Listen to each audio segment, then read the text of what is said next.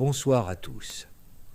Ce soir, nous suivons l'histoire d'une enfant déclarée illégitime à 2 ans, rejetée par sa propre famille, et pourtant destinée à devenir l'une des reines les plus puissantes d'Angleterre. Élisabeth Tudor, que beaucoup appelaient la fille bannie, a transformé chaque blessure intime en stratégie, chaque humiliation en outil politique. Imaginez que, à 2 ans, votre monde bascule d'un seul trait de plume. Avant de vous installer, prenez un instant pour aimer la vidéo et vous abonner, mais seulement si vous appréciez sincèrement ce que je propose ici. Dites-moi en commentaire d'où vous regardez et quelle heure il est chez vous. J'aime toujours découvrir notre petit cercle dispersé dans le monde. Maintenant, tamisez les lumières et laissez-vous guider. Car le premier souvenir d'Élisabeth ne fut pas celui d'un jouet ou d'une berceuse, mais d'un événement bien plus sombre qui allait marquer son existence à jamais. Chapitre 1. L'exécution qui a tout changé. C'est un matin de mai 1536. Dans la cour du château de Greenwich, des ouvriers montent un échafaud. Élisabeth a 2 ans et demi. Sa mère, Anne Boleyn, reine d'Angleterre, va mourir dans quelques heures. Elle est accusée d'adultère, d'inceste et, selon certains contes, d'autres chefs plus ambigus encore. Des accusations si invraisemblables que même les ambassadeurs étrangers osent en douter à voix basse. Mais Henri VIII veut une nouvelle épouse, et un roi ne se remarie pas tant que l'ancienne reine existe encore. Vous êtes encore un enfant. Les mots trahison ou adultère ne signifient rien. Mais vous comprenez l'absence. Le matin, votre mère a caressé vos cheveux. Le soir, son nom est interdit. Ses robes disparaissent des armoires, ses portraits sont décrochés des murs. Vous demandez où elle est ? Votre nourrice secoue la tête. Il ne faut plus en parler. Quant à votre père, ce géant qui vous lançait en l'air en riant, il détourne désormais le regard quand vous entrez dans la pièce. La politique, pour Élisabeth, prend ce jour-là l'odeur froide du bois de l'échafaud et le silence lourd de sa chambre. Le bourreau venu de France manie l'épée pour que la fin soit propre. Anne Boleyn s'agenouille, un bandeau sur les yeux, prononce une prière. Puis la lame tranche. Le contraste est brutal. Alors que son corps est placé dans un simple coffre à flèches, Henri organise un banquet. Il porte du blanc, couleur de fête. Vous sentez presque le parfum des plats qui montent dans la grande salle, à peine quelques heures après l'exécution. Élisabeth, elle, n'apparaît nulle part dans cette mise en scène royale. Peu de temps après, le Parlement agit. Un texte sec, rédigé à l'encre noire, déclare Élisabeth illégitime en 1536. Une procédure rapide, sans appel. Elle n'est plus princesse, seulement l'enfant d'un mariage jugé nul pour une petite fille qui regarde les adultes détourner les yeux quand elle prononce le nom de sa mère. La condamnation juridique ne fait qu'entériner ce que son entourage lui fait déjà sentir. Les historiens retrouvent des échos ténus de son enfance. À 3 ans, elle demande une nouvelle robe. Réponse: pas avant que les anciennes soient usées. À 4 ans, elle surprend des domestiques parlant de la putain Anne. Plus tard, devenue adulte, elle écrira qu'elle ne garde aucun souvenir net du visage de sa mère. Seulement le malaise palpable des gens lorsqu'elle pose une question. De cette perte naissent 2 certitudes. Que le pouvoir d'une femme vacille au gré des humeurs d'un roi, et qu'aucune promesse royale n'est éternelle. Même les cœurs gravés H et A qui ornaient les murs du palais ont été grattés en silence, comme si rien n'avait jamais existé. En quelques traits de couteau sur la pierre, l'histoire d'un amour royal s'efface, tout comme une fille peut être effacée par un simple vote du Parlement. Un détail intrigue les chroniqueurs. Avant son exécution, Anne demande à s'entretenir seule avec l'archevêque Cranmer. On ignore leurs mots, mais un fait demeure. Cranmer, après cette rencontre, insista pour qu'Élisabeth reçoive une éducation digne d'une princesse, malgré son nouveau statut d'enfant illégitime. Ce geste, déroutant dans le contexte, allait marquer profondément son avenir. Peut-être qu'au même moment, la fillette jouait avec ses poupées, inconsciente. Pourtant, ce 19 mai 1536 fut sa première leçon politique, apprise à un âge où d'autres découvrent à peine l'alphabet. Pour survivre, elle comprit qu'il faudrait sourire aux complices du meurtre de sa mère, remercier ceux qui l'avaient abandonnée et cacher soigneusement ses véritables pensées. L'exil ne vint pas brutalement. Pas de geôle sombre, pas de fer aux chevilles, juste une vie reléguée à la campagne, avec moins de serviteurs, des vêtements plus modestes et un effacement discret de son existence à la cour. À la différence de sa demi-sœur Mary, elle n'a plus de diadème enfantin pour jouer dans les couloirs. Mais elle garde ses livres. Cette omission, minuscule aux yeux du roi, allait peser lourd, car si son titre s'était éteint, son esprit, lui, commençait à se construire. C'est là que débute la lente métamorphose d'Élisabeth. Elle n'est plus traitée comme une princesse, sans pour autant être une simple orpheline. Entre deux mondes, privée de statut mais riche d'une éducation singulière, elle entre dans une enfance marquée par le doute et l'ambiguïté. Et cette ambiguïté, bientôt, deviendra sa meilleure arme. Chapitre 2. De princesse à paria. 1536 marque le basculement. Pour l'Angleterre, ce n'est qu'une année parmi d'autres. Pour une petite fille de 3 ans, tout se défait d'un coup. La veille, elle était princesse héritière. Le lendemain, Élisabeth Tudor se retrouve sans titre, sans mère, et déjà presque sans famille. Le Parlement vient de la déclarer illégitime par un simple acte. On ne lui demande pas son avis. À cet âge, on ne comprend pas ce que signifie illégitime. On comprend seulement qu'on vous éloigne de Londres, et que la maison où l'on vous envoie est plus modeste, avec moins de serviteurs. Les registres de la maison royale traduisent cette chute en chiffres. Les comptes montrent une réduction spectaculaire des dépenses pour Élisabeth, d'environ 2000 livres l'année précédente à 300 ensuite. Fini les robes de soie et les jouets précieux. Restent quelques vêtements simples et des livres d'occasion. Son entourage se résume désormais à une gouvernante, une nourrice et 2 servantes.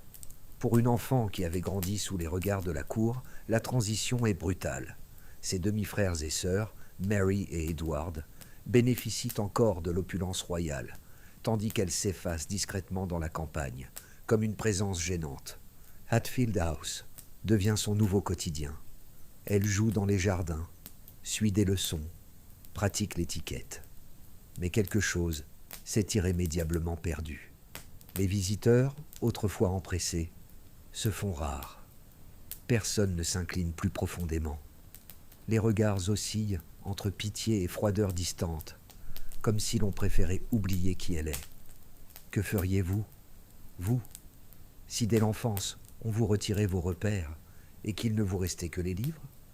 Une singularité demeure pourtant. On ne néglige pas son éducation. Elle apprend le latin avec un précepteur, le français auprès d'une exilée huguenote, puis s'initie à la rhétorique, à la philosophie et même à la théologie. Comme si Henri VIII voulait lui offrir un savoir, sans pour autant lui ouvrir un avenir.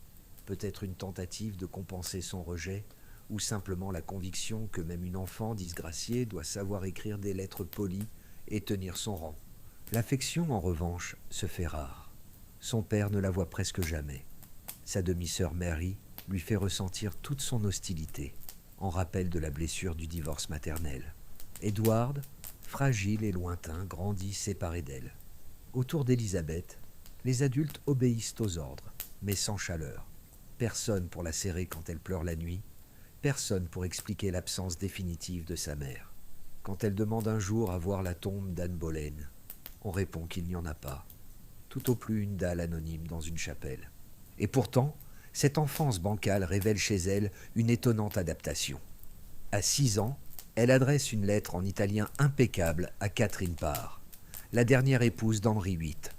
Style soigné, formule parfaite. Aucune plainte, juste l'image rassurante d'une enfant modèle qui remercie avec grâce. Déjà, elle sait sourire au lieu de s'exposer, détourner les questions plutôt que livrer ses pensées. Catherine Parr jouera alors un rôle essentiel. Elle réintroduit Élisabeth à la cour de temps à autre, où l'ambiance se fait plus douce, plus intellectuelle. Ici, enfin, la petite fille trouve un peu d'affection et un espace où ses capacités sont valorisées. Henri VIII, lui, fixe délibérément les limites. Alors qu'il ne veut pas paraître cruel, il entend réduire sa fille au silence politique. En 1543, lorsqu'un portrait officiel réunit ses 3 enfants autour de lui, Élisabeth reste en arrière-plan, vêtue de sobres couleurs. Le message est limpide, toléré, mais marginalisé. Puis, à la mort du roi en 1547, son testament la replace dans la ligne de succession. Mais derrière Édouard, derrière Marie, on lui accorde une rente suffisante pour vivre décemment. Pas de terre suffisante pour construire une base de pouvoir. C'est un équilibre froidement pensé. Assez de reconnaissance pour éviter l'injustice manifeste, mais pas assez pour qu'elle représente une menace. Les conséquences de cet exil silencieux sont inattendues. Écartée des jeux d'influence, Élisabeth se forge une acuité singulière. Elle regarde. Elle note les bascules d'humeur de son père, les intrigues des conseillers, la versatilité des courtisans. Chaque détail de la cour devient une observation mentale. Alors que l'Angleterre se déchire entre guerres de religion, que les règnes s'enchaînent et se consument dans la discorde, Élisabeth reste en retrait. Elle lit, elle écoute, elle accumule. Ce sont ses armes discrètes face à une enfance qui ne lui a laissé ni titre, ni affection. Bientôt, son seul territoire sera celui des idées, et c'est là qu'elle va s'armer pour la suite. Car quand tout vous est enlevé, il reste les livres. Chapitre 3. L'école de la survie. Privée de tout éclat et reléguée à l'arrière-plan, Élisabeth entre alors dans ce qui sera pour elle une véritable école de la survie. Les fastes lui sont interdits, mais l'on ne lui refuse pas l'étude. Dès l'âge de 6 ans, elle consacre déjà plusieurs heures par jour à ses leçons. Le latin à l'aube, le grec à midi, le français l'après-midi. S'ajoutent les rudiments de rhétorique et de théologie, disciplines qui nourrissent à la fois l'esprit et l'art de la persuasion. Pour certains textes politiques venus d'Italie, elle apprend aussi l'italien, afin de pouvoir accéder à Machiavel et à d'autres auteurs dans leur langue d'origine. Ce n'est pas un passe-temps, mais un arsenal intellectuel. Dans un monde qui l'a rejeté, elle collecte des mots comme d'autres, collectionne des armes. En 1544, à 11 ans, elle traduit un texte pieux de Marguerite de Navarre, Miroir de l'âme pécheresse, et l'offre à sa belle-mère Catherine Parr. Dédié en français, latin et italien, le manuscrit respire déjà la maîtrise adulte. C'est une façon subtile de rappeler qu'on peut la priver de titre, mais non de talent. Son maître, Roger Ascham, confiera plus tard qu'elle possède une mémoire si vive qu'un sermon entendu une fois peut être répété presque sans faute. À 14 ans, elle débat avec des érudits 2 fois plus âgés qu'elle, citant Cicéron, ou analysant avec sérieux les campagnes d'Alexandre. Chaque démonstration est une affirmation silencieuse. On peut effacer son nom, mais pas son esprit. Ses heures de lecture deviendront plus tard sa stratégie. Silence calibré, réponse mesurée, timing patient. C'est dans l'histoire, surtout, qu'elle trouve son terrain de prédilection. Les chroniques royales qu'elle annote lui apprennent les erreurs de ses prédécesseurs. Richard II, ruiné par ses dépenses. Henri VI, qui perdit la France par faiblesse. Rien n'est anodin. Chaque récit est décortiqué comme un manuel secret pour survivre. Sa méthode est méticuleuse. Notes en marge, couleurs distinctes pour hiérarchiser, parallèle avec sa propre situation. Non pas l'obsession d'une enfant isolée, mais une technique étonnamment organisée, presque militaire, pour relier le passé à son avenir. Dans ses pages, sur les guerres des roses, elle souligne ainsi « Un souverain ne montre jamais ses véritables intentions avant l'heure choisie ». C'est aussi à cette époque qu'elle adopte une maxime devenue célèbre, Vidéo et Tasseo. « Je vois et je me tais ». Pour une enfant de 9 ans, l'idée est lourde, mais elle en saisit déjà l'importance. Le silence devient son masque protecteur.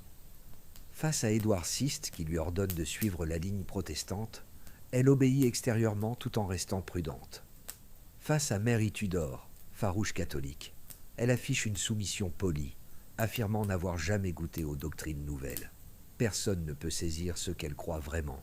Chaque parole est pesée, chaque sourire étudié. Ce principe dirige sa conduite lors des interrogatoires, comme dans ses premiers pas à la cour. Ne jamais laisser un adversaire pénétrer son secret intérieur. Lors du soulèvement de Wyatt, en 1554, cette aptitude au silence devient vitale.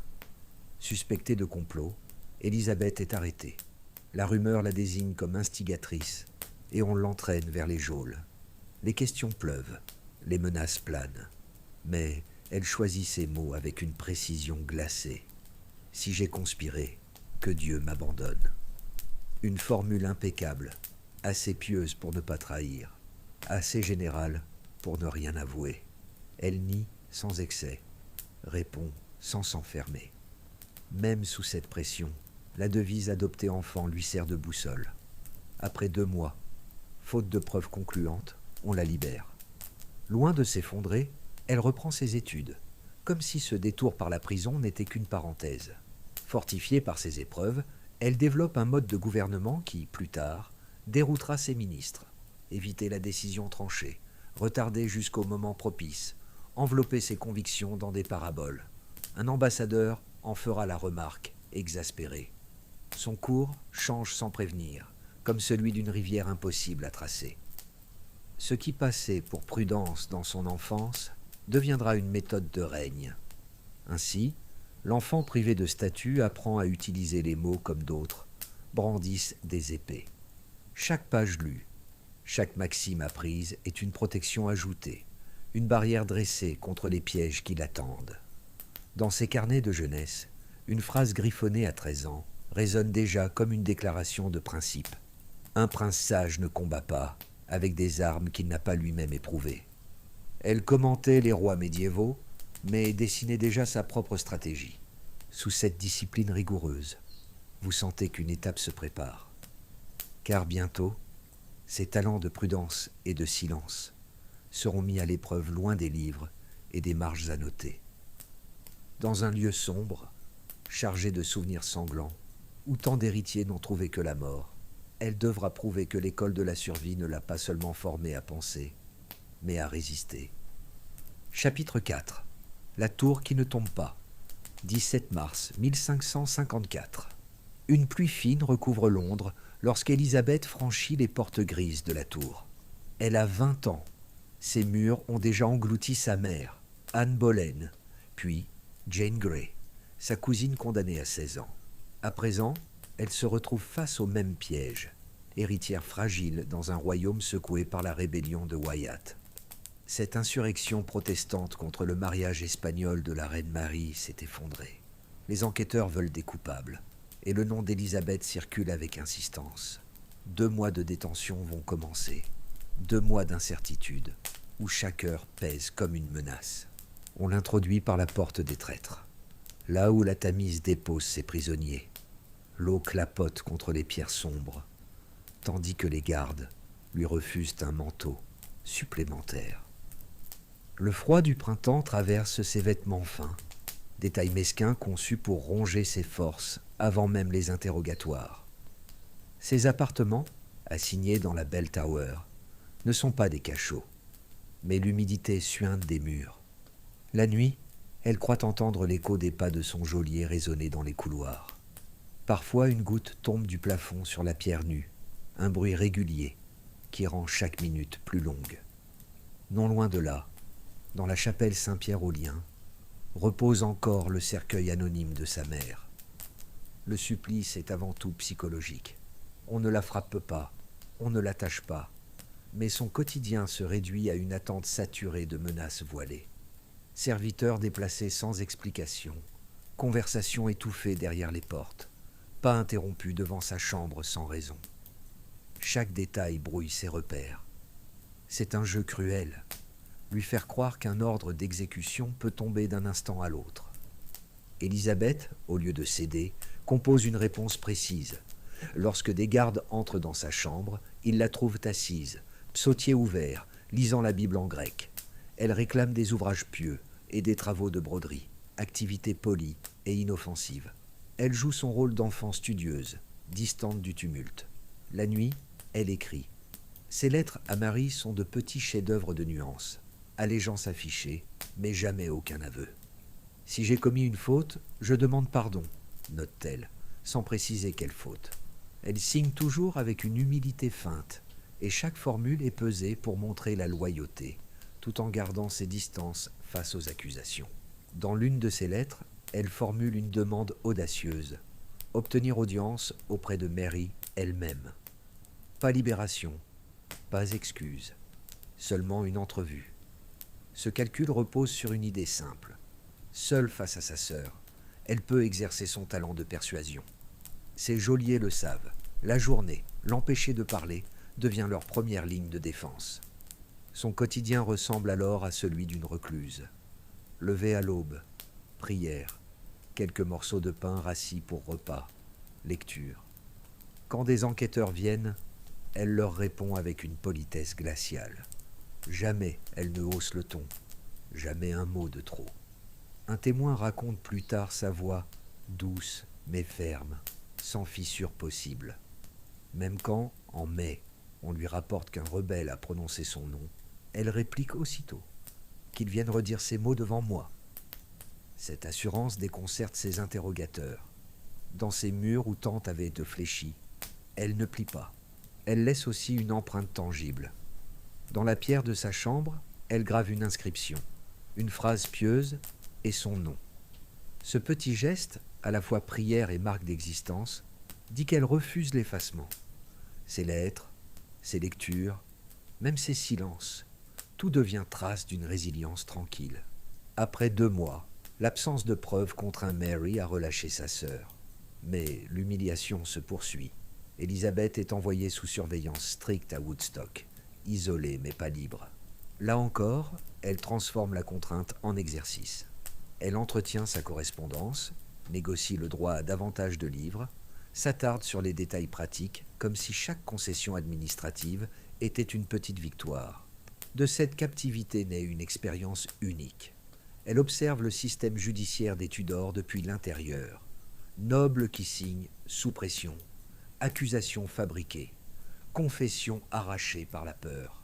Reine, des années plus tard, elle choisira de ne pas institutionnaliser de chambre de torture permanente. Elle préférera les armes plus discrètes du doute, du temps imposé et de la peur psychologique.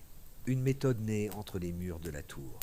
Le plus grand héritage de cette épreuve est ailleurs, un art du stoïcisme politique. Derrière ses psaumes, derrière ses lettres feutrées, elle apprend à transformer le silence en force, à faire de chaque privation la preuve d'une dignité intacte. Ce calme étudié, appris dans la pierre humide, deviendra l'une des armes les plus puissantes de son règne. Et lorsque ces portes de fer s'ouvrent enfin, libérant sa silhouette encore mince et fragile, Élisabeth quitte la forteresse avec quelque chose que personne n'attendait. Pas seulement la survie, mais une préparation. Car son destin va de nouveau basculer, et cette fois, ce ne sera plus celui d'une prisonnière. Ce sera celui d'une reine attendue face à un trône vacant. Chapitre 5. L'accession improbable. 17 novembre 1558. Le palais de Saint James reste silencieux. Mary Tudor est morte sans héritier. Dans sa chambre crépitent encore les bougies. Dehors, un cavalier file au galop vers Hatfield House, porteur de la nouvelle que tant attendait. Élisabeth, 25 ans, se tient sous un chêne quand on lui annonce qu'elle est désormais reine. Elle s'agenouille et murmure en latin « Ad domino factum est istud ». Ceci est l'œuvre du Seigneur. Elle choisit ses premiers mots avec la même précision qu'elle avait choisi ses silences. Le royaume qu'elle reçoit est affaibli.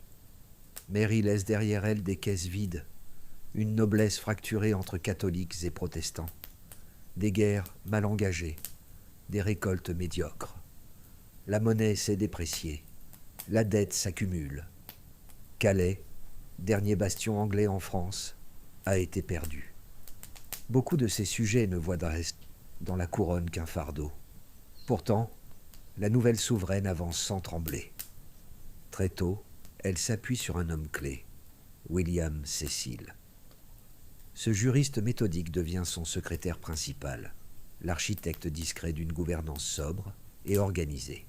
Là où d'autres auraient displacé leurs proches ou de grands nobles, elle choisit le technicien sûr, loyal, mais sans puissance de clan. Dès les premiers jours, Élisabeth met en avant 2 principes, prudence et pragmatisme. Sa première proclamation royale évite soigneusement la question religieuse. Elle ne promet pas de réforme immédiate, mais affirme vouloir gouverner avec justice et équité. Elle rappelle son lien avec Henri VIII, son père, insistant subtilement sur sa légitimité dynastique, même après les années jalons où l'on l'avait déclaré illégitime. Aux yeux du peuple, ce geste ramène une continuité nécessaire.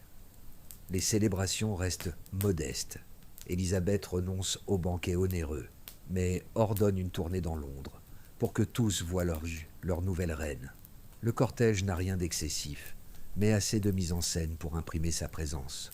Une robe cramoisie aux broderies de fleurs et de fruits, symbole simple de prospérité à venir. Elle s'arrête pour parler au peuple, accepte des bouquets, échange quelques mots. Ces instants paraissent spontanés, mais tout est pensé pour montrer une reine proche de ses sujets, distincte de Mary. Ce sera bientôt résumé en un geste marquant. Les guildes de marchands lui offrent une bourse remplie d'or, qu'elle leur rend aussitôt. « Votre fidélité vaut davantage que votre argent », dit-elle, une phrase destinée à marquer les esprits autant que les coffres. La fluidité de cette transition étonne les observateurs étrangers. Aucun conseiller de Mary n'est emprisonné ni puni. Plusieurs conservent leur charge. Certains sont même gratifiés. Les ambassadeurs, habitués aux purges sanglantes des Tudors, notent que la nouvelle reine s'impose sans effusion de sang. Cette retenue est stratégique. Élisabeth n'a ni les ressources ni la stabilité pour se permettre des vengeances. Elle laisse au contraire le temps lui donner prise.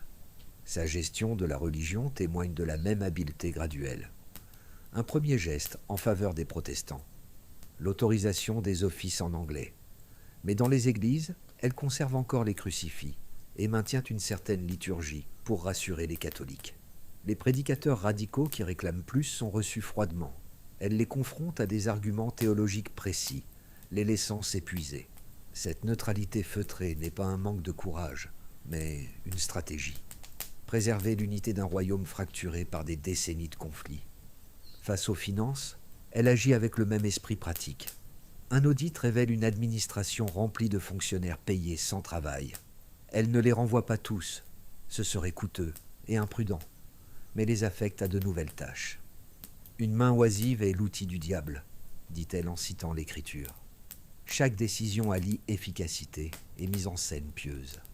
Sa montée sur le trône aurait pu tourner au désastre, mais en quelques semaines, Élisabeth transforme une réussite fragile en succès maîtrisé. Pas de promesses irréalistes, pas de revanchisme, seulement une méthode patiente. Elle gouverne déjà comme si elle avait toujours dû le faire. Calcul posé, gestes mesurés, absence de précipitation. Un ambassadeur vénitien en fait la remarque. Elle agit comme un monarque aguerri, alors qu'elle vient à peine de commencer. Remarquez ce qu'elle choisit de ne pas faire. Pas de réhabilitation solennelle d'Anne Boleyn. Pas de mariage annoncé malgré les pressions. Pas même la vengeance contre ceux qui l'avaient accusée sous Marie. Chaque silence est un acte politique. Chacun de ces refus construit une image différente, une souveraine qui domine par l'attente et non par l'urgence. Ainsi, Élisabeth installe ses règles du jeu, pragmatisme politique, neutralité religieuse apparente et une patience qui surprend une cour habituée aux volte-face soudaines. Elle préfère disposer chaque pièce lentement, convaincue qu'un pouvoir stable se gagne dans la durée. Et bientôt, cette méthode devra s'affirmer dans l'épreuve la plus publique qui soit, un couronnement où chaque symbole, chaque geste, sera scruté par un royaume entier. Chapitre 6. Le couronnement calculé. 15 janvier 1559. Londres est glacée sous un pâle soleil d'hiver. Élisabeth s'avance dans un cortège vers Westminster Abbey, consciente que ce jour fixe bien plus qu'un rituel. Il s'agit de convaincre un royaume fracturé que la couronne repose désormais sur ses épaules. Ses conseillers ont réglé chaque détail comme une pièce de théâtre. Une question domine leur débat. Comment faire sacrer une jeune femme protestante sans déclencher la colère de l'autre moitié du pays? Elle choisit une robe d'argent blanc, couleur des Vierges royales, qui renvoie immédiatement à l'image de pureté qu'elle souhaite projeter.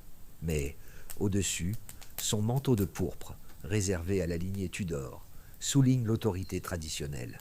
Le message est clair, elle est à la fois figure intouchable et héritière légitime. La cérémonie elle-même se construit comme un grand compromis. L'archevêque de Canterbury, fidèle au catholicisme, officie. Pourtant, le livre de prière qu'on utilise est celui d'Édouard VI, aux accents réformés. Et tandis que la liturgie se déroule en latin comme autrefois, Élisabeth y ajoute une lecture en anglais, pour être comprise de tous. Vient ensuite un moment inattendu. Elle retire ses gants et pose ses mains nues sur la Bible, devant toute l'assemblée. Ce simple geste, inédit pour un souverain, signifie beaucoup. Elle affirme qu'elle n'a besoin d'aucun intermédiaire pour entrer en contact avec la parole divine. Autrement dit, sa compétence à régner s'appuie directement sur Dieu, sans filtre ecclésiastique. Pour une Angleterre où la place des prêtres et des évêques fait débat, le symbole est percutant. Un autre détail intrigue les chroniqueurs, l'anneau de mariage que l'archevêque lui présente. Dans la tradition, il signifie l'union définitive du souverain au royaume. Élisabeth l'observe, le fait tourner un instant avant de l'enfiler. Ce léger retard suffit à semer le doute. Elle seule pourra décider quand et si cet anneau doit rester. Message discret, presque ironique, destiné à ceux qui rêvent déjà d'un mariage rapide. Le banquet qui suit conserve la même logique. Catholiques et protestants sont disposés côte à côte, la reine alternant les clins d'œil culturels. Un chant latin suivi d'un psaume en anglais, du vin français pour l'un, de la bière anglaise pour l'autre. Tout le monde reçoit un fragment de son attention, mais personne n'a la certitude de la posséder entièrement. Cette ambiguïté volontaire n'est pas faiblesse. Elle agit comme un filet de sécurité. En laissant croire à chacun qu'il y a une part de place pour lui, Élisabeth évite qu'un camp entier ne se sente exclu. Son audace se lit surtout dans le rituel de l'hommage. Normalement, les grands du royaume s'avancent pour jurer fidélité au nouveau souverain. Ce jour-là, Élisabeth inverse le mouvement. Elle quitte son trône, fait le tour des tables et s'adresse elle-même aux nobles les plus influents. « Je suis votre reine, mais aussi votre servante », murmure-t-elle. Après les années de tension et de rigueur sous Mary, ces mots frappent d'eau fort. Elle redessine l'équilibre entre autorité et proximité, donnant à chacun l'impression d'être respecté. Et, tout aussi important, on remarque ce qu'elle ne fait pas. Elle ne détruit pas les statues catholiques, mais ne restaure pas pour autant les autels protestants disparus. Elle laisse volontairement les paroisses libres de petites adaptations, du moment qu'aucun tumulte n'éclate. Dans une Europe où la moindre divergence religieuse embrase les guerres, cette tolérance mesurée est presque révolutionnaire. Son discours final entretient cette ligne subtile. Elle cite saint Paul en latin, mais conclut par un proverbe anglais. Elle évoque le poids immense de la couronne, puis la soulève d'une main assurée pour montrer qu'elle peut le porter. Et lorsque l'on la questionne sur la communion, elle répond d'une pirouette. Ne lisons-nous pas dans les Écritures que le Christ apparaît sous plusieurs formes ? Une seule phrase, et elle échappe au piège dogmatique. À distance, elle incarne alors la Reine Vierge, immaculée et presque mystique. De près, les ambassadeurs décrivent une femme vive, érudite et ironique. Les émissaires espagnols louent son langage pieux. Les protestants saluant sa fermeté réformée. Tous repartent avec un portrait flatteur. Mais aucun d'eux ne sait vraiment à quoi elle croit. C'est précisément cette ambiguïté qui commence à cimenter son autorité. Elle sert d'écran protecteur. Un pays divisé peut se reconnaître dans une figure qui ne se laisse jamais enfermer. Ce 15 janvier, Élisabeth ne se contente pas de devenir reine. Elle inaugure une manière de gouverner où chaque geste tient lieu de décret, où chaque silence pèse plus qu'une déclaration. Mais en laissant de grandes questions en suspens, son mariage, sa foi précise, son rapport réel au pouvoir, elle ouvre en même temps une longue partie d'échecs. Car si ce jour a servi à rassurer une nation, il a aussi donné à l'Europe entière une nouvelle interrogation. Quelle reine allait-elle vraiment être ? Et cette question, certains tenteront bientôt d'y répondre en lui proposant leur main. Chapitre 7. Le jeu des prétendants. 1560. La cour d'Angleterre bruisse des pas d'ambassadeurs venus du continent. Chacun apporte la promesse d'une alliance. Philippe II d'Espagne, désormais veuve de Marie Tudor, fait valoir sa main pour sceller l'influence des Habsbourg. Le roi de Suède propose son fils avec une dot abondante. D'autres encore dépêchent des portraits d'archiducs et de princes allemands. Élisabeth n'a que 27 ans. Selon l'usage, l'heure est venue d'assurer une succession.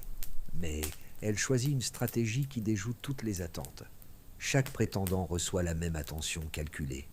Elle danse avec certains, échange des couplets poétiques avec d'autres, adresse quelques regards troublants, mais toujours mesurés. Ni refus tranché, ni promesse ferme, sa réputation enflamme les chancelleries. Elle entretient des espoirs sans jamais conclure. Certains diplomates, lassés, la décriront comme une souveraine qui se plaît à louvoyer plutôt que choisir. Mais derrière ces frustrations, beaucoup devinent le calcul, garder le contrôle extérieur et intérieur. Se marier, c'est introduire un roi à ses côtés. En demeurant seule, elle conserve l'intégralité de la couronne. À la cour d'Angleterre, une figure se détache cependant, Robert Dudley. Il est son favori depuis l'enfance. Ensemble, ils montent à cheval au petit matin, partagent des soirées de musique, échangent des confidences. Quand sa femme meurt en 1560, survenue dans des circonstances suspectes, les rumeurs s'emballent. Certains osent murmurer qu'Élisabeth et Dudley auraient voulu se libérer pour s'unir. Elle comprend le danger. Elle l'éloigne temporairement de sa chambre, juste assez pour étouffer le scandale, avant de le rappeler comme conseiller. Bientôt, il devient comte de Leinster, homme en vue, mais jamais époux. À travers ce choix, Élisabeth envoie un double message. Elle reconnaît son attachement, mais pas au prix de sa souveraineté. Les années passent, les débats s'enveniment. Le Parlement, inquiet pour la stabilité du pays, envoie délégation après délégation pour la supplier d'épouser et d'engendrer un héritier. Élisabeth les reçoit avec la mélancolie théâtrale qu'elle maîtrise si bien. Plutôt simple fermière que reine mariée contre mon gré, soupire-t-elle, juste assez dramatique pour les désarçonner. Puis, avec un sourire, elle tempère. Mais qui sait ce que Dieu décidera? Ce clair-obscur est sa méthode. Maintenir l'illusion d'un possible oui, tout en préservant le non. Sa tactique se déploie sur deux fronts. Aux nations catholiques, elle laisse entendre qu'un mariage avec un Habsbourg reste envisageable. Aux protestants, elle signale qu'un prince allemand protestant pourrait convenir. À chacun, elle confie étudier avec sérieux la proposition. Dans l'intimité, elle dit à Cécile, « Un homme dans mon lit, c'est un homme dans mon conseil, et cela, je ne le permettrai jamais. » En 1579, son théâtre prend une ampleur nouvelle. Le duc d'Anjou, frère du roi de France, vient lui-même défendre sa candidature. Élisabeth a 46 ans, âge tardif pour porter un héritier. Mais rien ne l'empêche de reprendre le jeu. Devant la cour, elle se montre tendre, allant jusqu'à l'appeler « mon petit grenouille ». En coulisses, elle rédige un projet de contrat où l'époux étranger devrait promettre de ne jamais interférer politiquement. Des clauses intenables, mais qui prolongent son contrôle. Elle donne l'illusion de céder, tout en s'assurant de rester libre. Les ambassades finissent par comprendre la mécanique. De Madrid à Rome, on murmure qu'elle ne se mariera jamais, qu'elle apprécie simplement de tenir chacun en haleine. Le pape la raille pour son célibat prolongé, mais derrière l'ironie, on sent poindre une forme d'admiration contrainte. Car depuis plus de 20 ans, elle a transformé ce qui passait pour une faiblesse, l'absence d'époux, en atout stratégique. Cette politique offre un double avantage. En entretenant l'incertitude, elle empêche la formation de coalitions hostiles. La France hésite toujours à agir frontalement, craignant de fermer la porte à une possible alliance. L'Espagne diffère ses plans, guettant en vain un retournement. Ses propres nobles, eux, restent sous son emprise. Dudley l'attend, Essex plus tard se croit indispensable. Élisabeth joue de leurs sentiments comme d'un cordage souple, serrant ou relâchant au besoin. Même lorsque son âge rend tout héritier improbable, elle ne révèle pas la vérité. Pas un mot public sur sa stérilité probable. Ses portraits continuent, pleins de fleurs, de perles et d'attributs de jeunesse éternelle. Le message est simple. Son pouvoir n'est pas lié à son corps, mais à l'image qu'elle décide de projeter. Ni mariage, ni maternité, juste l'absolue propriété de son rôle. Il est vrai que cette obstination a un prix. Les pressions du Parlement furent incessantes, les espoirs étrangers souvent tournés à l'aigreur. Elle a dû encaisser moqueries, protestations et parfois un isolement diplomatique. Mais cette fatigue-là garantissait aussi l'essentiel. Aucune puissance, ni aucun mari, n'a jamais régné à sa place. Ce choix, longtemps décrié, allait pourtant préparer son royaume à affronter une épreuve bien plus concrète. Car très bientôt, l'Angleterre sera menacée non plus par des alliances de papier, mais par la mer elle-même. Chapitre 8. L'Armada et le discours qui change tout. Juillet 1588. La nouvelle frappe Whitehall comme une détonation sourde. 130 navires espagnols sont signalés en approche. Philippe II a baptisé cette flotte l'invincible Armada, comme si le nom devait suffire à imposer sa victoire. À 55 ans, Élisabeth se trouve face à l'épreuve centrale de son règne. Elle n'a jamais commandé une armée ni tiré une épée. Pourtant, elle détient une ressource qu'aucune tempête ne détruit, sa parole. Les préparatifs s'accélèrent. Les ports enrôlent des bateaux marchands, transformés à la hâte en corsaires. Dans les campagnes, on mobilise paysans et artisans, tous enrôlés sous forme de milices improvisées. L'image d'une reine immobile disparaît. Elle supervise chaque décision, vend ses propres bijoux pour financer la flotte, donne l'exemple. Quand ses conseillers la pressent de se réfugier loin des côtes, elle refuse net. Le roi d'Espagne a l'habitude d'envahir les royaumes. Moi j'ai l'habitude d'y rester. Aurait-elle soufflé. Le 8 août, alors que les combats navals éclatent dans la Manche, Élisabeth rejoint ses troupes à Tilbury. La scène n'a rien de spontané. Chaque détail est pensé comme une image.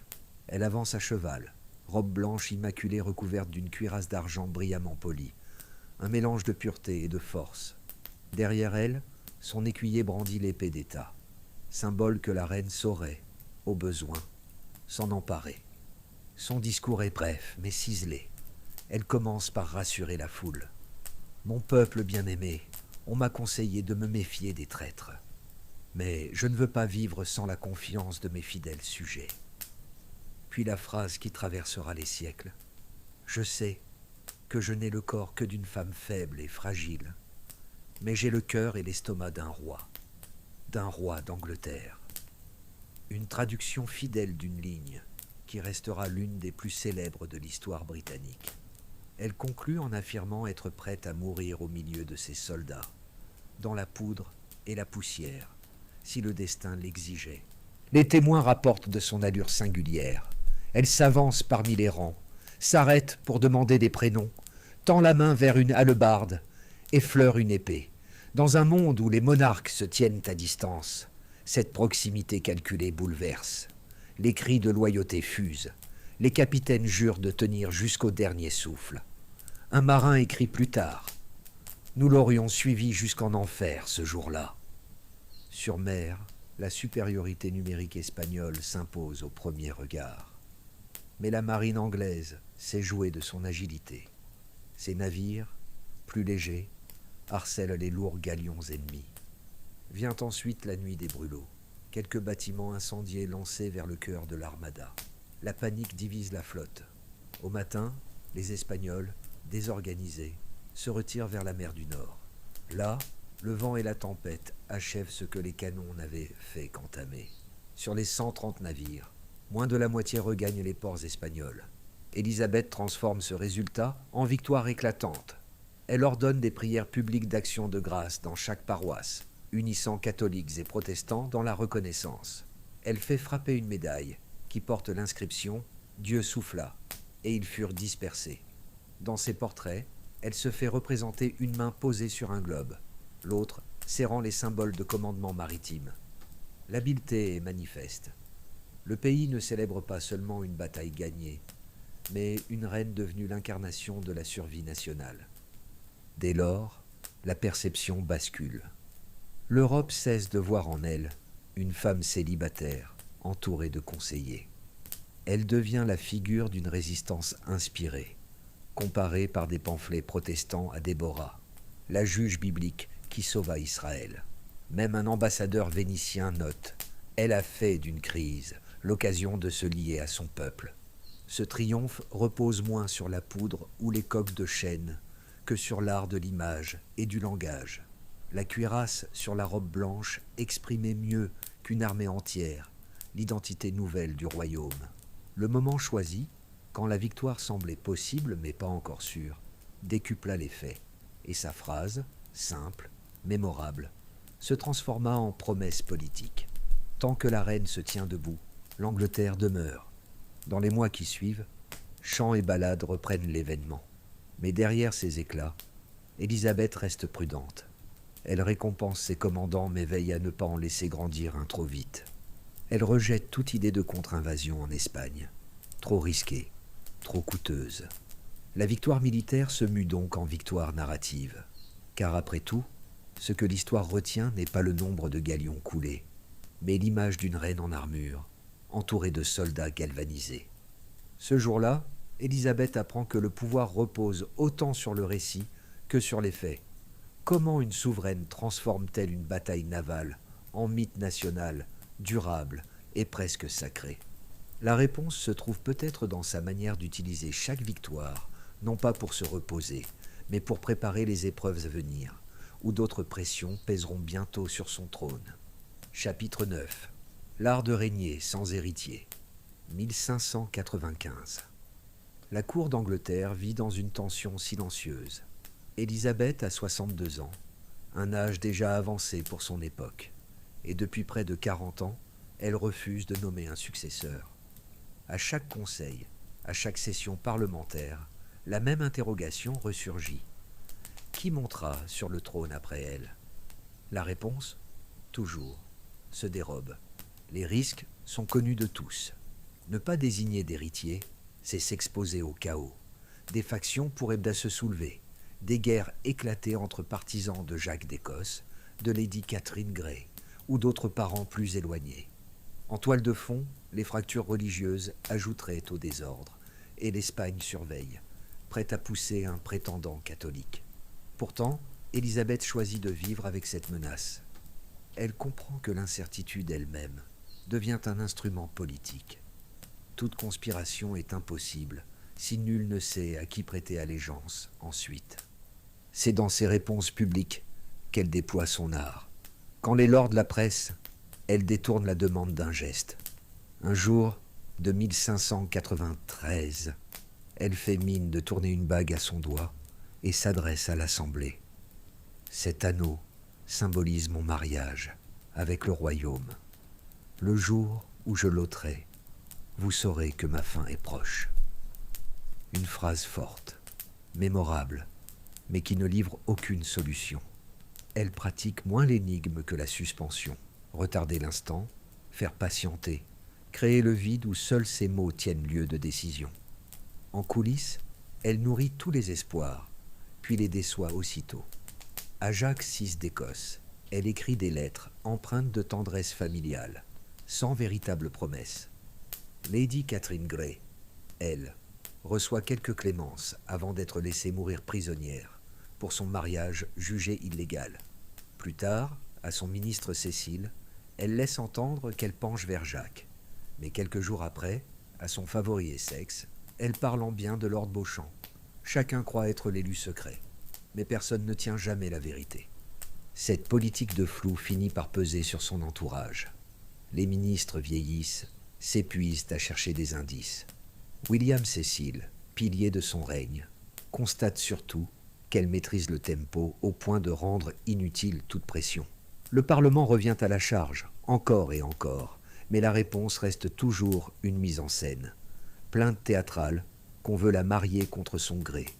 Déclaration faussement attendrie sur son rôle de mère du peuple. À force, les courtisans comprennent qu'elle ne reculera jamais et que sa force réside à maintenir ce vide qui les oblige à rester dépendants d'elle. Il y a pourtant des réactions violentes. Quelques nobles, lassés de son refus, se risquent à la contestation. En 1601, son favori autrefois adulé, le comte d'Essex, tente un coup de force à Londres. La tentative échoue rapidement et Élisabeth ordonne son exécution. L'épisode, traité par elle sans éclat dramatique, rappelle à tous que même vieillissante, elle reste souveraine et arbitre des vies. À l'étranger, cette même opacité joue son rôle. L'Espagne diffère ses attaques, croyant qu'un successeur catholique pourrait paraître. La France ne s'engage pas non plus, redoutant de miser sur le mauvais camp. L'Écosse, prudente, reste attentive aux moindres inflexions de sa correspondance. Le jeu de patience d'Élisabeth influence les chancelleries aussi sûrement qu'une armée en marche. Ironie du sort, c'est peut-être cette absence de choix qui garantit une transition paisible. En mars 1603, quand Élisabeth meurt à 70 ans, les décennies d'ambiguïté laissent Jacques VI d'Écosse comme l'option la plus solide, sinon la seule.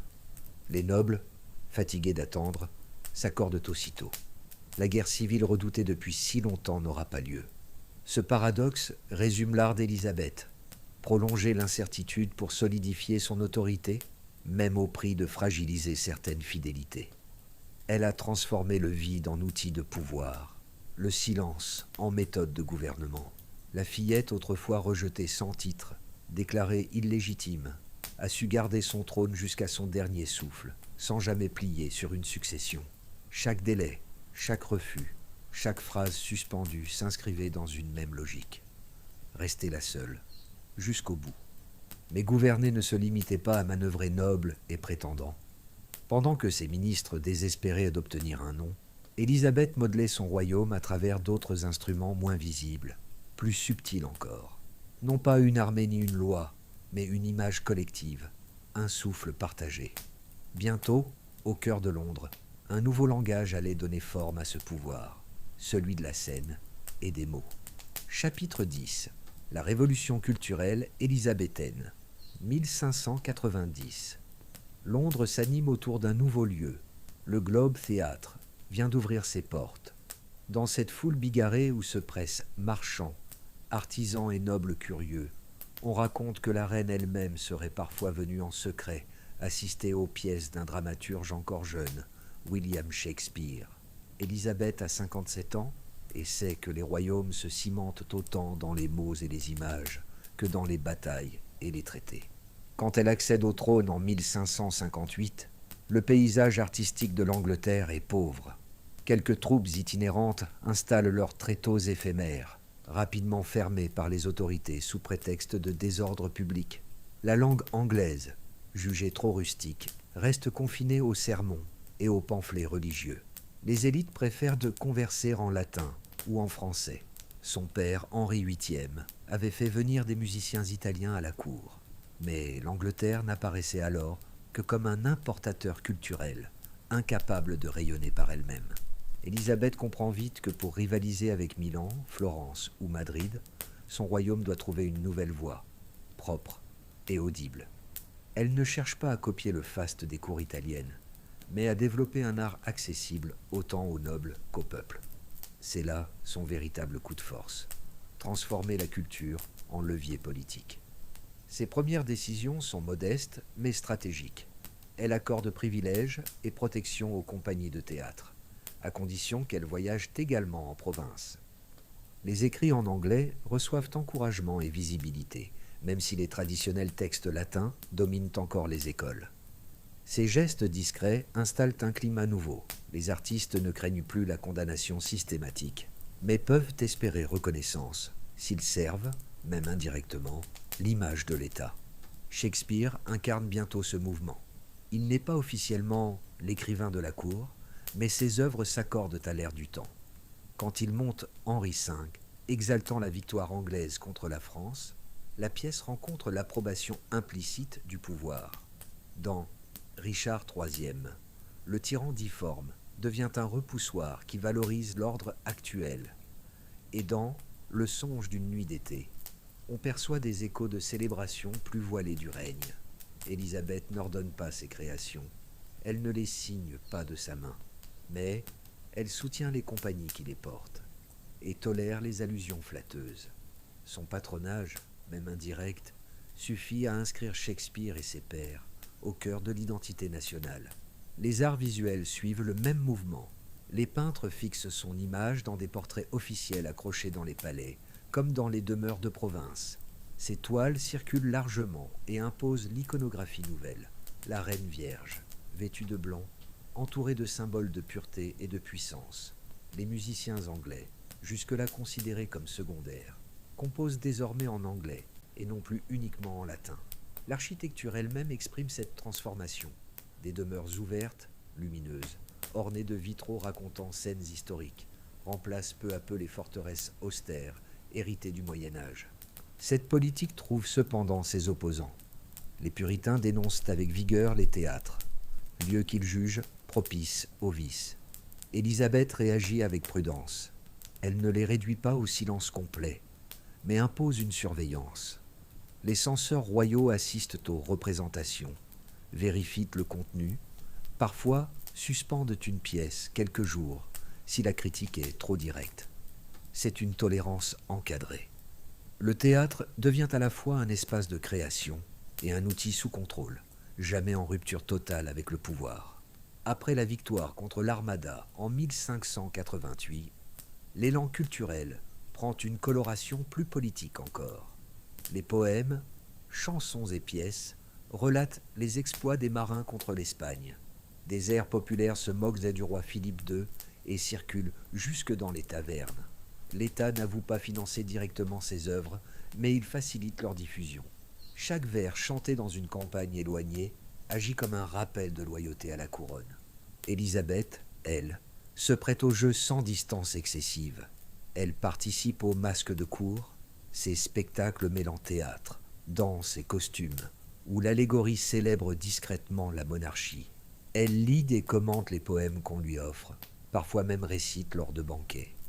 Un ambassadeur raconte avec surprise avoir entendu la souveraine discuter théologie avec un comédien, manière choquante pour les cours européennes hiérarchisées. Embrouillant ses codes, elle élève les arts au rang d'outils politiques incontournables. Les résultats sont incontestables. En l'espace de quelques décennies, Londres devient une capitale théâtrale reconnue en Europe. L'anglais acquiert ses lettres de noblesse, passant de langue jugée grossière à idiome littéraire respecté. Grâce aux tournées des compagnies, les habitants les plus modestes sont exposés aux récits nationaux. Un paysan du Yorkshire peut désormais citer quelques vers de Shakespeare et identifier la figure de sa reine. L'Angleterre se forge, pièce après pièce, un sentiment collectif d'appartenance. Bien sûr, des limites persistent. L'imprimerie demeure étroitement surveillée, et les textes religieux trop polarisés ne passent donc pas la censure. Mais l'essentiel est ailleurs.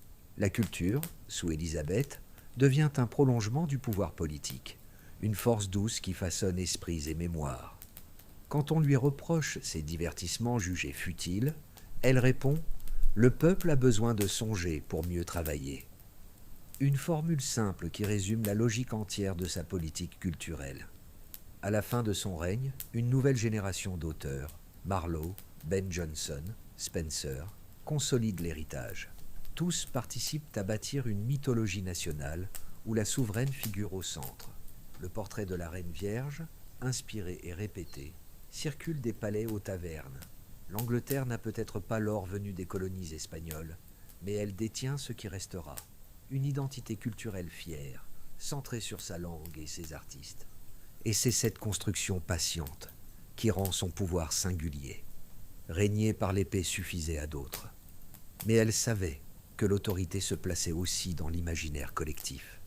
Reste une autre arme, plus immédiate encore, qu'elle utilisait chaque jour devant ses sujets et ses ambassadeurs, l'art de se montrer en reine. Chapitre 11. Le pouvoir des apparences. 1580. Dans les galeries du palais de Whitehall, Élisabeth avance entourée de ses dames. Sa silhouette frappe avant même ses paroles. Une robe au large cercle d'osier, des fils d'or et d'argent qui captent la lumière. Un col raide qui encadre son visage. Rien n'est innocent. Chaque détail construit l'image d'une souveraine imprenable.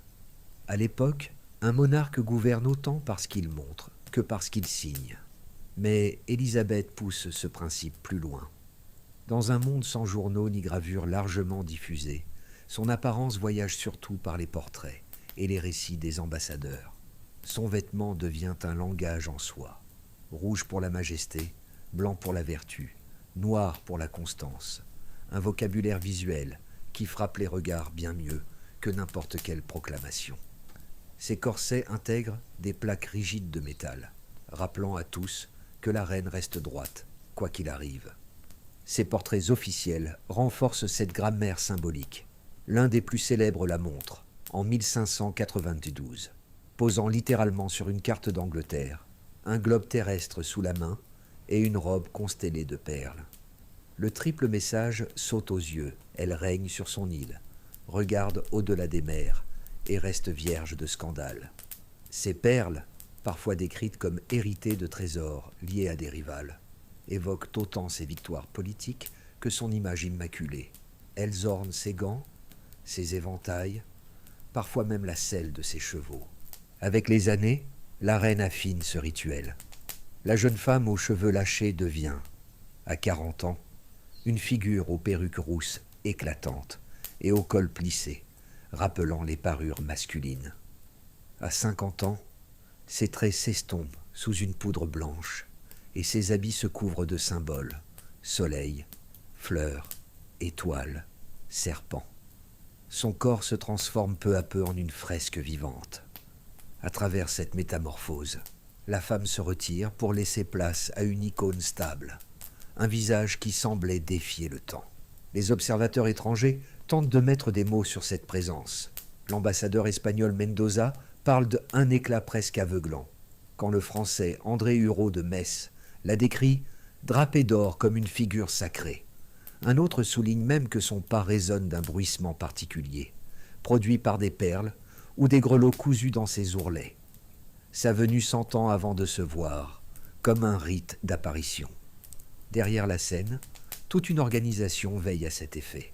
Sa garde-robe s'apparente à un atelier politique permanent. Les robes sont conservées, pliées, parfumées d'herbes contre les mites, prêtes à être déployées au moment voulu. Les chaussures, toujours neuves, finissent offertes après une seule utilisation. Chaque pièce crée l'illusion d'une royauté intacte, jamais entamée par le quotidien. Les accessoires jouent le même rôle. Ces gants parfumés circulent en Europe comme un objet presque fétiche. Ces éventails portaient de petites peintures de bataille gagnées, qu'elle utilisait parfois pour pointer un courtisan mis en disgrâce. Même ses cheveux, devenus gris, ne furent jamais vus ainsi. Les perruques rousses, soigneusement entretenues, entretenaient le mythe d'une éternelle jeunesse flamboyante. Cette chorégraphie atteint un sommet lors de ses déplacements à travers le royaume, appelé progrès. Les foules s'écrasent pour approcher de sa robe ou toucher l'ourlet de son manteau.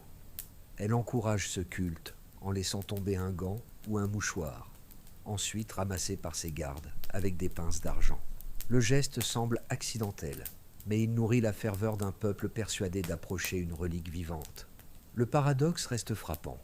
Élisabeth refuse systématiquement les vêtements offerts par des dignitaires ou ambassadeurs. Aucune pièce ne doit parasiter le langage qu'elle contrôle.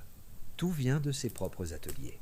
Seule demeure une exception célèbre, une paire de bas de soie noire offerte par une vieille femme du Kent, acceptée et portée publiquement comme geste symbolique envers ses sujets plus modestes. Avec l'âge, l'écart entre portrait et corps réel se creuse. Les peintures officielles la figent dans une perfection sans âge, alors que les témoins proches évoquent d'auge des rides, des dents noircies, des perruques parfois mal fixées. Mais l'image importe plus que la réalité. Le public ne voit que ce mythe cohérent, incarné dans la pierre des palais et la toile des artistes. Son dernier portrait, vers 1600, la représente entourée d'yeux et d'oreilles tissés dans sa tenue, rappel de son réseau d'espions et de son omniprésence. Elle n'apparaît plus comme une personne, mais comme une idée, une allégorie de vigilance et de pouvoir. Ce soin obsessionnel dans la mise en scène n'est pas un simple caprice esthétique. C'est un mécanisme de survie politique. En se transformant en image insaisissable, Élisabeth neutralise ses rivaux et échappe aux attaques directes. Dans un royaume sans journaux ni portraits instantanés, l'œil du peuple et des nobles ne retient que ce qu'elle choisit d'exposer. L'image devient ainsi la monnaie même de son pouvoir, un rempart plus solide que des murailles. Mais l'apparence n'était qu'un versant de cette construction, car derrière les étoffes brodées et les portraits savamment pensés, se jouait un autre spectacle, plus intime et quotidien, celui d'une cour transformée en scène politique permanente. C'est là que chaque révérence, chaque sourire, pouvait décider du destin d'un courtisan. Chapitre 12. La cour comme théâtre. 1588. La cour d'Angleterre fonctionne comme une scène où chaque geste devient un signe politique. Élisabeth règne depuis 3 décennies, mais nulle part, pas même dans l'intimité du palais. Un courtisan ne peut prédire avec certitude ses humeurs. Un sourire chaleureux peut précéder une froideur soudaine. Un mot aimable se transformer en épreuve déguisée.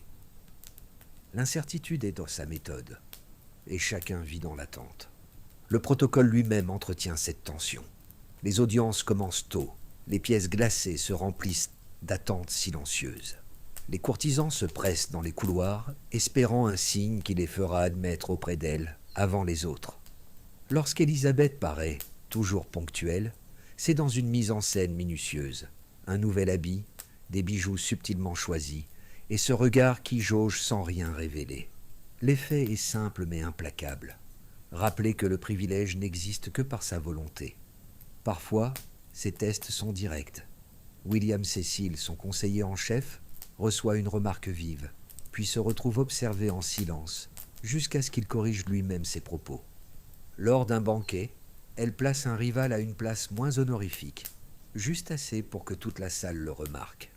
À un autre moment, elle offre un fruit confit à Lester sous le regard de tous, puis surveille les réactions autour de la table. L'instant est bref, mais chacun doit se montrer prudent. Un froncement de sourcils ou un sourire trop prononcé peut suffire à trahir un camp. Sa force réside dans ce mélange de sévérité et de souplesse. Elle distribue ses faveurs par petites touches, jamais de manière définitive. Un exil temporaire de la chambre privée peut se terminer par un retour éclatant lors d'une fête, comme si la disgrâce n'avait été qu'un exercice. Ces silences sont aussi éloquents que ces mots. Fixer un courtisan jusqu'à l'inconfort, puis basculer d'un éclat de colère feinte à un sourire léger. Les ambassadeurs étrangers, habitués à des règles plus fixes, parlent d'une reine insaisissable, qui dirige sa cour comme une actrice dirige une pièce. Mais derrière cette théâtralité, le coup est lourd. Ces dames racontent qu'elles s'entraînent parfois devant un miroir à retenir une expression précise, une moue autoritaire, un sourire retenu, un regard qui semble percer. Le corps, marqué par la fatigue, devient l'outil principal de la performance. Elle répète, ajuste, recommence. L'image qu'elle projette est toujours tenue, mais elle lui demande une discipline constante. Même malade, atteinte de fièvre en 1598, elle se tient droite au milieu des ambassadeurs, sachant que le moindre signe de faiblesse peut raviver des ambitions dormantes. Le système fonctionne à merveille. En entretenant ces hiérarchies mouvantes, elle divise et neutralise. Aucun ministre ne peut s'imposer durablement. Tous dépendent de ces signes. Francis Walsingham, maître espion, reçoit parfois des moyens sans limite, mais toujours sous condition de démontrer son efficacité. Robert Dudley, favori de longue date, goûte à l'intimité puis au rappel froid de sa distance nécessaire. L'équilibre est toujours incertain, et c'est cet incertain même qui préserve la stabilité. Autour d'elle, cette mécanique stimule aussi toute une économie. Pour paraître, il faut briller. Les nobles vendent ou hypothèquent leurs terres pour financer soieries, bijoux et parfums destinés à capter son regard. Dans Londres, des ateliers entiers se développent. Tisserands, brodeurs, joailliers et parfumeurs vivent nomades de cette obsession de la visibilité. La cour génère alors une industrie parallèle, où l'apparat devient presque aussi vital que la politique. Mais cet art de gouverner comme au théâtre ne repose pas que sur le faste. Élisabeth maîtrise aussi la petite attention qui bouleverse. Demander des nouvelles d'un enfant malade, offrir un gant parfumé à un serviteur de passage, nommer un simple garde par son prénom. Autant de gestes qui transforment un sujet anonyme en loyaliste convaincu. Même les écarts sont utilisés. Un garde surpris à voler reçoit non pas châtiment, mais plaisanterie, suivi d'un avertissement implicite. Rien n'échappe à son œil. Avec l'âge, ce système se complique. Les jeunes courtisans, moins impressionnés par ses récits de victoire, testent parfois les limites de son autorité. Elle réagit en amplifiant le spectacle. Fête plus somptueuse, vêtements plus symboliques, audience plus longue. Les anciens la connaissent assez pour y voir un sursaut d'énergie calculée. Une manière de prouver que la mise en scène demeure intacte malgré les années. Chaque bal devient alors démonstration. Chaque révérence preuve que le pouvoir reste attaché à sa personne. La réussite d'Élisabeth tient dans ce choix radical. Remplacer la menace de la violence par celle de l'incertitude. Là où Henri VIII tranchait par l'épée et où Mary imposait par le bûcher, elle préfère la subtilité. La disgrâce n'est plus la mort, mais une place reculée au banquet. La punition n'est pas la prison, mais l'oubli public. En dosant ainsi, elle épuise ses rivaux, mais maintient l'ensemble solide. Plutôt que d'imposer par la force, elle gouverna par la mise en scène. Un équilibre fragile, exigeant, mais qui sut maintenir la stabilité pendant plus de 40 ans. À mesure cependant que les décennies avancent, les signes d'usure apparaissent. La scène reste vivante, mais derrière le décor, le corps et le temps commencent leur travail silencieux. Bientôt, la question ne sera plus de savoir comment jouer, mais comment régner encore, quand l'âge et la lassitude s'invitent sans prévenir. Chapitre 13. Les dernières années. 1598, Élisabeth a 65 ans. À l'époque, c'est un âge exceptionnel, surtout pour une souveraine qui a traversé autant de complots, de famines et de maladies. Autour d'elle, la cour commence à murmurer qu'il faudrait penser à l'après. Mais la reine, elle, refuse de se laisser réduire au rôle d'ombre vieillissante. Elle poursuit ses audiences quotidiennes, inspecte parfois encore des troupes, se laisse entraîner à la danse lors des fêtes, même si ses médecins lui répètent que son corps n'a plus la force d'autrefois. Les difficultés du royaume, elles, s'accumulent. L'Irlande, agitée par la révolte du comte de Tyrone, résiste à l'autorité anglaise. Les finances, alourdies par des décennies de guerre contre l'Espagne, sont exsangues. Dans les couloirs, les jeunes courtisans la trouvent fatiguée et beaucoup attendent déjà sa disparition. Pourtant, Élisabeth conserve une lucidité froide. Elle transforme même son âge en arme politique. Quand on la presse de nommer un héritier, elle n'hésite pas à répondre d'une voix lasse. « Voulez-vous donc enterrer votre reine vivante ?» Derrière ces accents fragiles se cache toujours une volonté intacte. Ceux qui l'observent savent que ses mains ne tremblent jamais quand il s'agit de signer un décret ou d'approuver un budget. Sa santé devient alors un secret d'État. On chasse les rumeurs. On exige silence absolu de ses médecins.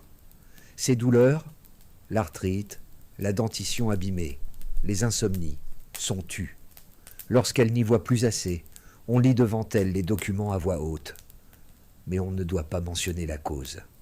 Ses cheveux blanchissent. Elle opte pour des perruques flamboyantes. Ses traits se creusent, mais sous la poudre pâle et les épaisses dentelles. Le masque demeure. Même lorsqu'elle s'évanouit un jour en conseil privé, elle convoque le lendemain une chasse à courre pour montrer à tous qu'elle reste debout. Sous le phare, la fatigue se lie, mais sa volonté continue de dominer. Les crises qui marquent ces dernières années révèlent la continuité de son sang-froid. La rébellion irlandaise est écrasée avec méthode, entre châtiments exemplaires et pardon accordé dès qu'une reddition s'annonce. En 1601 survient l'épreuve la plus douloureuse. Robert de Vereux, comte d'Essex et ancien favori, tente un soulèvement hasardeux à Londres. La révolte échoue rapidement, mais Élisabeth sait qu'un geste d'autorité est nécessaire. L'exécution d'Essex, décidée sans éclat, montre à tous que même vieillissante, la reine répond à la trahison par la fermeté. Elle supprime l'insurrection sans transformer son ancien compagnon en martyr, trouvant encore une fois l'équilibre entre justice et calcul. Sur le terrain diplomatique, elle tempère également ses initiatives. La guerre contre l'Espagne l'a usée et son peuple aussi. Désormais, elle évite les affrontements ouverts, multiplie les signaux d'apaisement. Les ambassadeurs étrangers la découvrent, jouant de son rôle de vieille souveraine. Geste lent, voix vacillante, confidence sur sa fatigue. Mais derrière cette façade, elle continue de surprendre. En 1599, malgré ses douleurs, elle rédige de sa propre main une lettre au roi de France. Ce n'est pas la teneur du message qui frappe, mais le geste. Une reine âgée qui prend encore la plume, preuve de sa détermination intacte. Autour d'elle, le cercle se resserre. Les noms familiers sont disparus. Mais une nouvelle génération prend le relais. Robert Cécile, fils de son conseiller de toujours, est devenu son principal appui. Elle l'éprouve régulièrement par des questions feintes, dont elle connaît déjà la réponse. Walsingham est mort, mais son système d'espionnage, perfectionné, continue d'alimenter chaque décision. Renseignements sur les dettes des nobles, sur les amitiés suspectes, sur les critiques glissées trop fort dans un banquet. Même fatiguée, Élisabeth garde ainsi une vigilance quotidienne. Elle sait qui complote, qui se vend, qui faiblit. Son image, elle, reste soigneusement entretenue. Les portraits officiels montrent une reine au visage lisse, auréolée d'une jeunesse intemporelle, toujours figée dans la grandeur. Dans le secret des audiences privées, ceux qui approchent parlent de traits marqués, de rides, de dents abîmées. Mais au dehors, durant son dernier voyage dans le pays en 1602, les paysans continuent de voir en elle une figure presque divine, immuable sous ses perruques rousses et ses lourds colliers de perles. L'illusion fonctionne, l'icône demeure, et c'est elle que les foules acclament. En 1603 pourtant, les signes sont clairs. Fièvre persistante, épuisement qui la ronge. Elle refuse de s'aliter, demandant à rester assise dans son fauteuil, comme pour montrer que même affaiblie, elle garde la maîtrise du temps. Quand ses proches la pressent de nommer un héritier, elle se contente de multiplier les lettres vers l'Écosse, laissant deviner Jacques VI comme successeur possible, sans jamais le proclamer ouvertement. Son autorité repose toujours sur ce principe: ne céder à personne la décision ultime. Dans ses dernières nuits de conscience, elle se tait.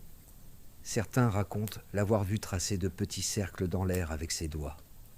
Pas de mot final, pas de confession, juste un geste énigmatique, semblable au silence par lesquels elle avait dirigé toute sa vie. Jusqu'au bout, elle conserve ce droit de ne rien dire clairement, de laisser chacun interpréter. Ainsi s'achève une existence de 45 ans sur le trône. Aucun effondrement soudain, aucune abdication publique.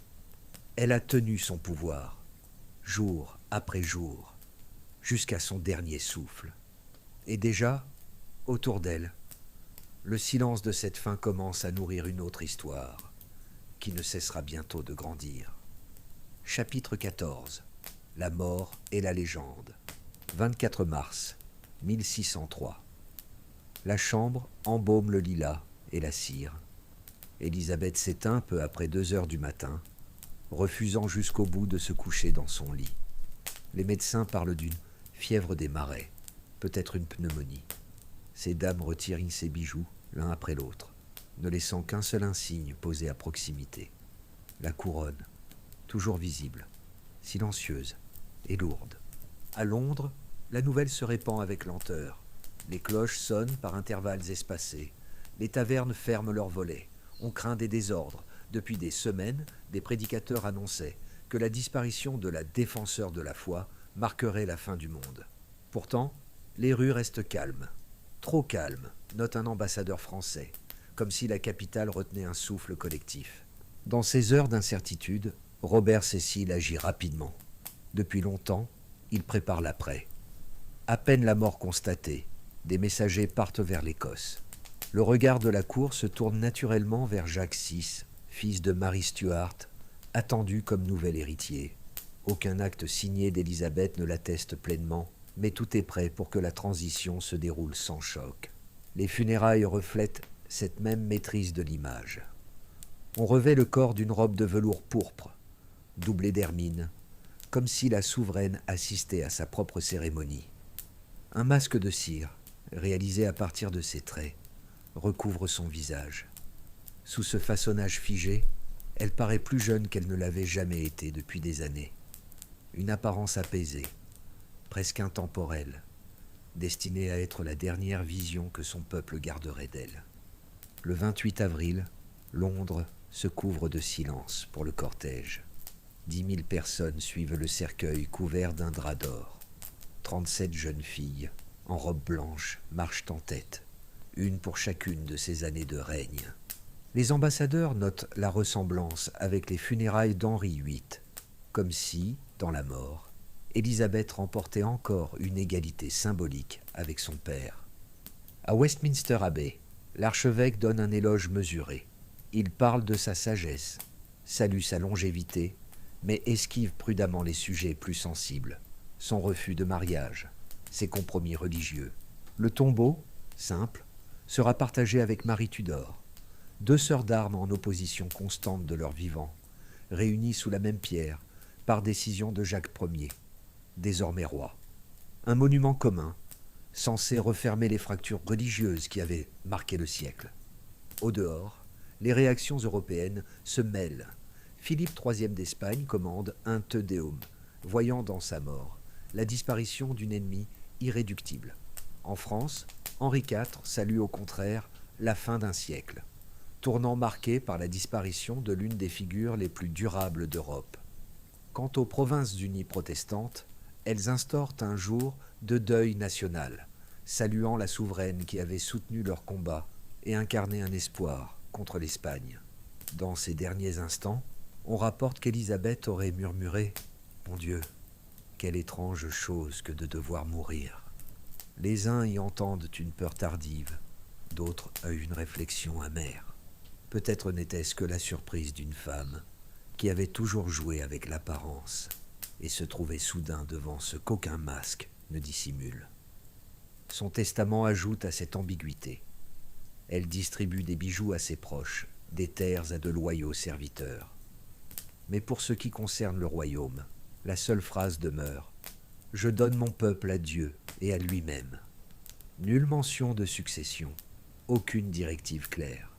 De son vivant comme dans sa mort, elle aura refusé d'abandonner totalement le mystère. Très vite, la légende se construit. Les imprimeurs diffusent ses discours, des gravures de ses portraits, des poèmes qui célèbrent son règne. Shakespeare et d'autres dramaturges esquissent dans leurs pièces des reines puissantes qui portent des échos de son image. Les prédicateurs protestants présentent sa vie comme un âge d'or providentiel. La figure officielle commence à se superposer à son souvenir réel. Le temps simplifie encore. On oublie ses hésitations religieuses, ses difficultés financières, la dureté de sa politique en Irlande. Ce qu'il reste, c'est la Reine Vierge, symbole d'une Angleterre sûre d'elle et victorieuse. Les navires anglais se baptisent en son nom. Outre-Atlantique, une colonie, puis une ville, adopte son appellation. La victoire de 1588 devient la pierre angulaire d'un récit collectif où elle incarne la résistance et le triomphe national. Et pourtant, derrière la peinture et la rhétorique, subsistent des fragments plus intimes. Ses lettres révèlent ses préoccupations de femme vieillissante, ses élans de tristesse devant la perte de ses proches, ses poèmes marqués par la mélancolie. Cette humanité nuancée éclaire son autre visage, loin de l'icône, mais explique d'autant mieux l'attachement durable de son peuple. Son bilan politique reste contrasté. Elle laisse une monarchie consolidée, une marine forte, une culture rayonnante qui a propulsé l'anglais au rang de langue littéraire, mais aussi des finances en souffrance, une noblesse fragilisée et des tensions religieuses jamais totalement apaisées. Ce double héritage reflète la méthode de son règne, maintenir les équilibres plutôt que trancher, préserver la stabilité au risque de reporter certains conflits. La réussite la plus durable d'Élisabeth tient peut-être à ce qu'elle a bâti une image qui dépasse son époque. Elle a transformé sa personne en symbole, offrant au peuple un repère qui ancre encore aujourd'hui l'identité anglaise. Elle laisse une légende et des institutions durablement transformées, où l'art, la politique et la mise en scène se rejoignent. Et quand l'on songe à cet enfant autrefois rejeté, devenue souveraine capable de marquer l'Europe entière, on comprend pourquoi son nom reste encore familier, 4 siècles après sa mort. Sa disparition n'a pas seulement clôturé une vie, elle a ouvert un récit qui continue à inspirer et à interroger, jusque dans le silence hérité de son dernier souffle. Conclusion. Élisabeth Tudor a montré que même les blessures d'enfance pouvaient devenir les fondations d'un destin hors du commun. Cet enfant rejeté a su transformer l'exil, la suspicion et la solitude en une règle de vie. Observer, attendre, puis frapper au moment choisi. Son legs ne tient pas seulement dans les victoires militaires ou les arzennes florissants, mais dans une leçon plus simple. La force peut naître d'un silence gardé avec maîtrise. Dites-moi en commentaire quel épisode d'Élisabeth vous a le plus surpris. Sa réinvention après l'exil, sa stratégie devant les prétendants ou le discours de Tilbury.